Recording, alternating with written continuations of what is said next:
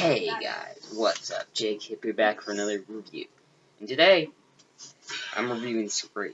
Since, well, I kind of forgot to do the Wes Craven review this year. I was going to do it, but I completely forgot.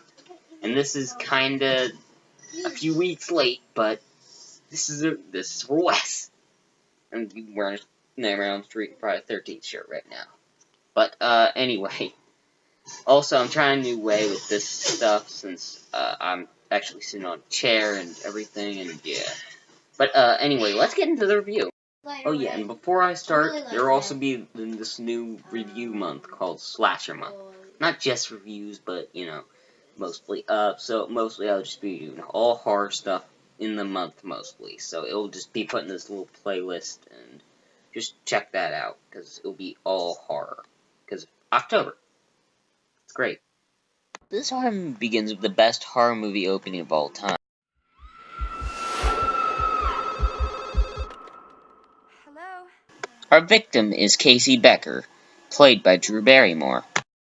Drew decides to make some popcorn, and she talks about horror movies, especially Freddy, which she says this. Freddy, that's right.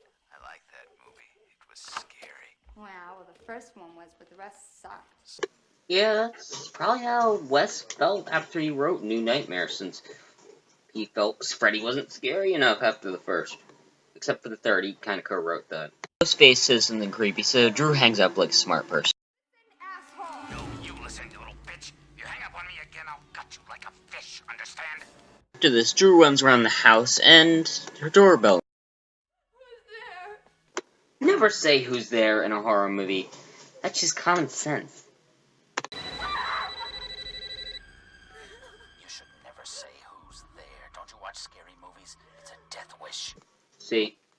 Ghostface has Casey's boyfriend, Steve, and Ghostface tells her he wants to play a game, so she does it so she can save their life. This first question right. So, that's good. Drew gets the second question wrong, since she says Jason is the killer of the original Friday the 13th, but it was Pamela Voorhees who was the original killer. So, Ghostface decides to kill Steve because she got the question wrong. And he cuts his guts out with his knife. Ghostface asks unfair questions, so Drew really can't answer the question, so yep, she's gonna die. After this, we finally get our first look at Ghostface himself. That's one of the best horror movie masks of all time. So the chase begins. Ghostface runs after Drew, and finally he's able to catch up to her and stab her. Tries to crawl around to get to her parents, but he's about to kill Drew, but before he can kill her, she takes off his mask, seeing who he is. But then Ghostface ends up killing her. Drew's mom finds Drew's body, ending this iconic scene.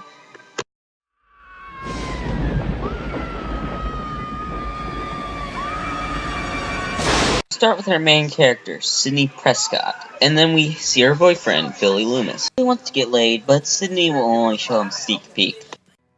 What's that? The next day, we go to the high school, where there are a bunch of reporters because of Casey Becker's death.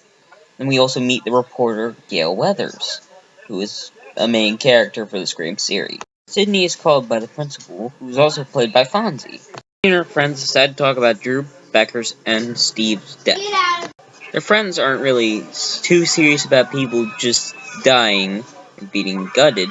Sidney goes home to her empty house where nobody's home, so somebody's gonna attack her soon. Sees a report that's actually talking about Sid's dead mother. This makes her turn off the TV. So Sid decides to go to sleep for a few hours. Sidney gets another call from Ghostface, and yeah, you know what happens? Cindy ends up messing with Ghostface, but this gives Ghostface a chance to get into her house. Nice try, Randy. Tell Tatum to hurry up, okay? Bye now.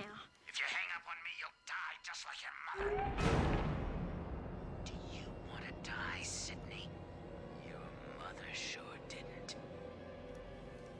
Fuck you, you creep.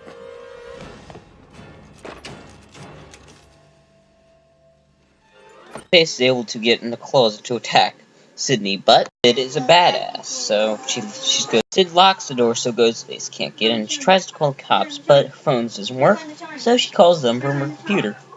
Works, I guess. Ghostface ends up leaving after this, and Billy comes in. But he also has a knife and a phone on him, making him a suspect. So Sid runs down being scared, and she sees.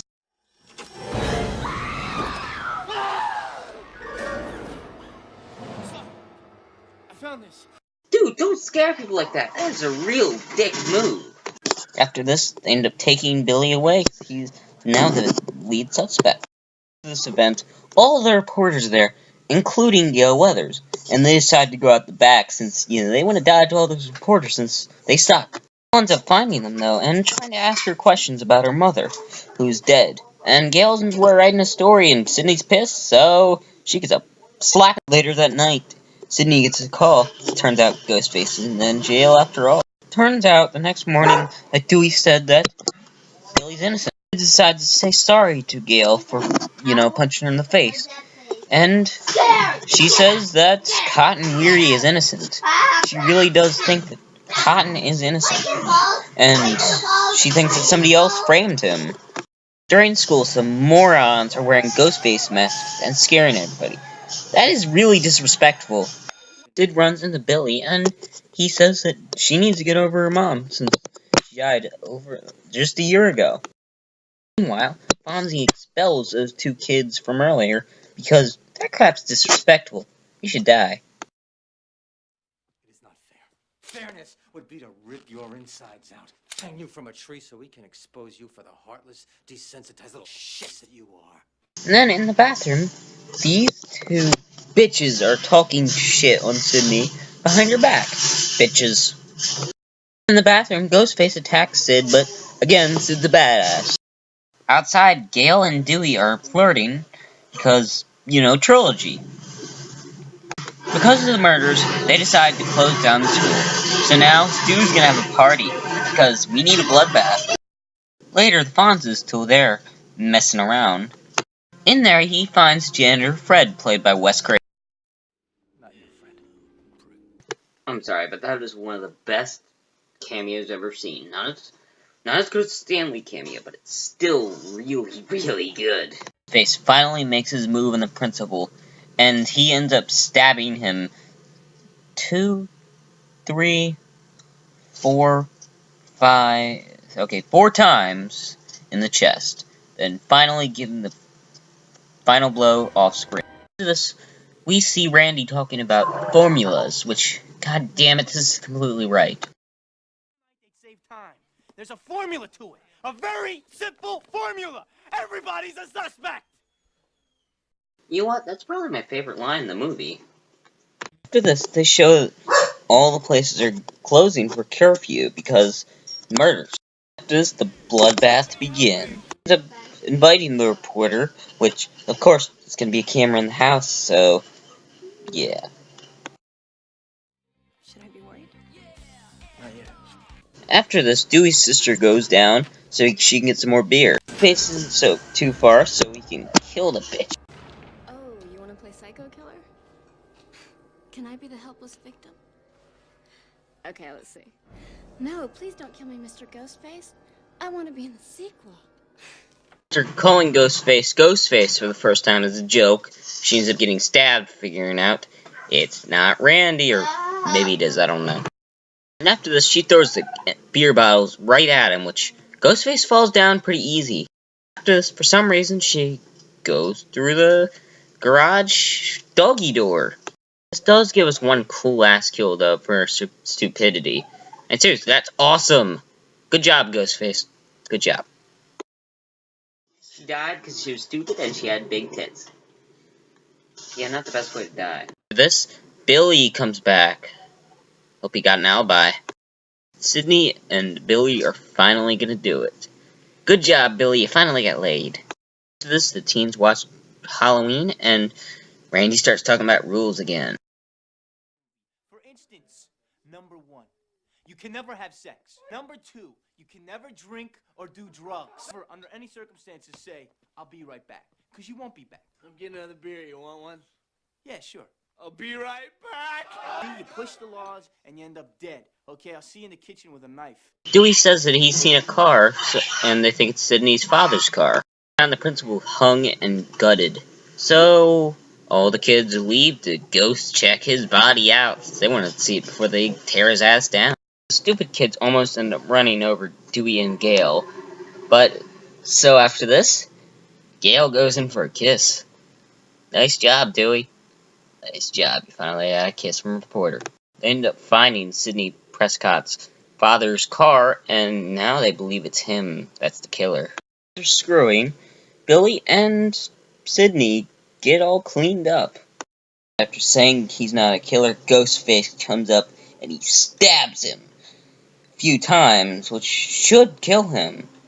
Now it's time for the chase. Sid ends up going out the window, and good thing is that she falls in something soft, even though it should break something. Sid sees her dead friend just hanging there. She's like to hang. Watching Halloween, Ghostface is right around to kill Randy. Instead, he just decides to kill Kenny by slitting his throat. Hell yeah, nice job. He goes into the house alone. You know where this is going. Gale can't find Kenny, so she has to look for him in the car. Of course, he is right around her, so she might want to look up her windshield because he's right there. Hits Sid, but she ends up missing her and instead ends up hitting a tree. Sid sees Dewey, but he's been backstabbed. Sid tries to escape in the cop car, but guess what? Ghostface has the keys because of Dewey. But then Ghostface goes in the back and tries to strangle her, but of course, again, Sid is a freaking badass. Randy and Stu come out, confusing Sidney, so she says this.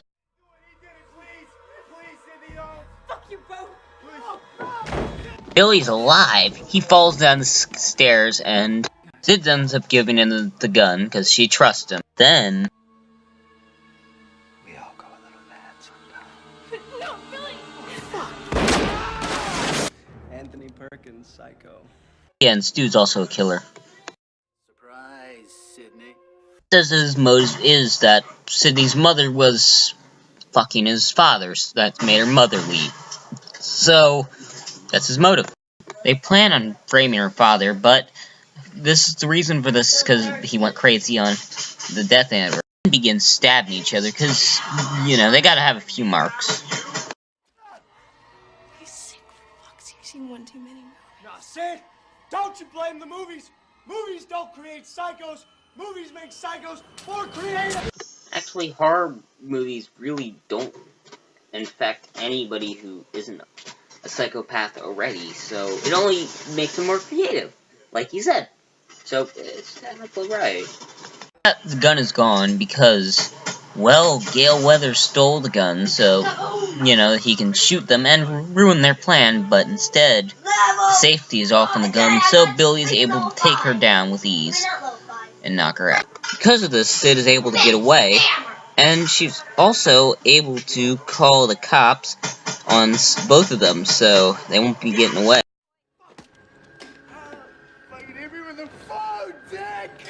Fun fact, that line was actually improvised, and Wes was so awesome that he decided to keep it in. Wes was awesome. R.I.P. He gets distracted, so Sid ends up stabbing him with the Ghostface gun. Stu ends up running for Sidney because he wants to catch her, so she ends up dropping a TV on him, and she misses one of the best scenes from Halloween. Randy's not dead, he's alive! But of course, Billy ends up waking up and punching him right in the face. He attacks Sid, but Sid's a badass, so... But then, Gale shoots him. Didn't have the safety off that time. Time for one last scare from the kill. Not in my movie. Dewey is somehow still alive, so he's gonna be in some more sequels. Gale Weathers makes her eyewitness account of the killings, and now that makes this movie have a happy ending. Until the sequel. Alright, Scream is awesome. It's a great movie. Made in 1996, this was such a great movie. I love this movie, and Wes Craven did an amazing job directing it. because he's a great director, of course, and the writing was great. Everything was great. Plus, it also has some good comedy as well, which not all the other horror movies really had. Except for maybe Evil Dead, but that's in a different way. But still, it's a great movie, and it has so many references, and it's so great. It even made so many versions of it. Mostly got lots of rip-offs, which mostly kind of killed horror for a little. But at least it saved horror. I mean, if somebody's not a horror fan, they at least know this movie, and I love that. So I'm going to give Scream a 5 out of 5 for being great, and also being directed by Wes Craven. This is part of a tribute, and it's also the first video of Slasher Month, which I'll be reviewing horror movies just about maybe every week or something like that. And, yeah, that's it. So next time, I will actually be reviewing Nightmare on Elm Street or Friday the 13th Part 3, for Friday the 13th, of course. So, yes, I'll see you then.